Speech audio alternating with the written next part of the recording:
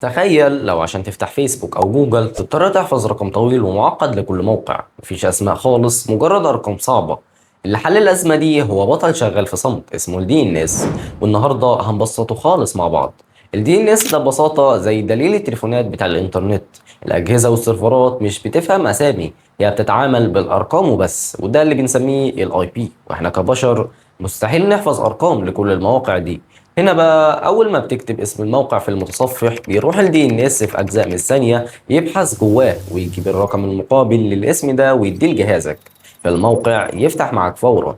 بس بيقع مبرمجين كتير في مطب غريب لما يجوا ينقلوا موقعهم لسيرفر جديد، وهي انهم بينسوا يظبطوا وقت ال TTL في اعدادات ال DNS. الحركة دي بتخلي تعديل الاي بي الجديد ياخد ساعات واحيانا ايام عشان يسمع في العالم كله، وتلاقي الموقع اشتغل عند ناس وعند ناس تانية وانت محتار في السبب.